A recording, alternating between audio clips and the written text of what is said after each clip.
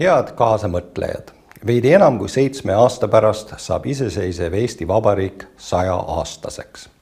Just täna sünnib kusagil Eestis üks poiss või tüdruk, kes läheb 7 aasta pärast kooli.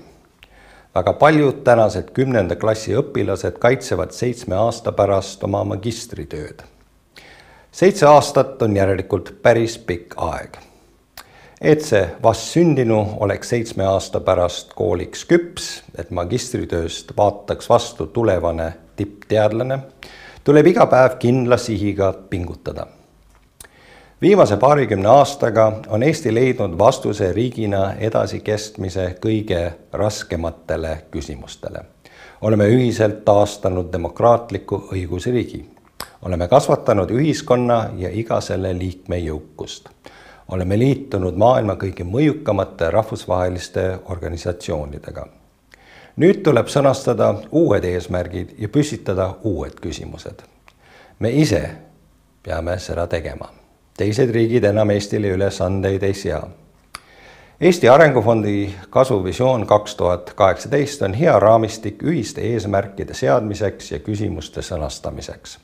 See on kui hoolitsevate lapsevanemate ideaalplaan oma lapse arengu suunamiseks. See on kui nutika noore ees olev maakaart uute avastusteni jõudmiseks. Me teame Eesti tänaseid tugevusi ja nõrkusi. Me teame liigagi hästi, teame neid ohtusid, mis varitsevad meid kodunt väljas ehk avatud maailmas. Me teame ka liigse enesekindluse hinda. Me teame, mis maksab kiire eduga kaasnev eksimatuse tunne. Eesti ees seisab praegu valik, kelleks tahame saada, kuhu jõuda, kelle moodi olla.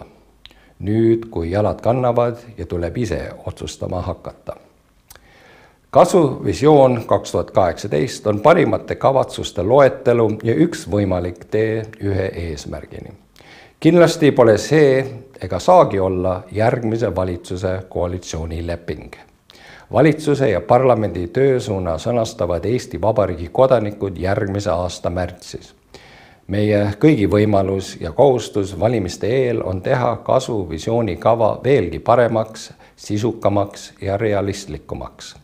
Ja seejärel tuleb tõsta need teemad ja sihid valimiskampaania keskmesse. Öelda ühiselt parlamendivalimiste kandidaatidele, see on meie visioon, meie plaan. Näidake teie enda oma. Võrdleme, kellel on parem. Vaid nii saame kindlustada, et sadade inimeste ühise mõttetöö tulemus jõuab ka otsusteni ja viiakse ellu. Vaid nii tõestame oma tugevust ekspertidena ja pühendumust kodanikena. Ma soovin teile julgeid ideesid ja tulemuslikku arutelu.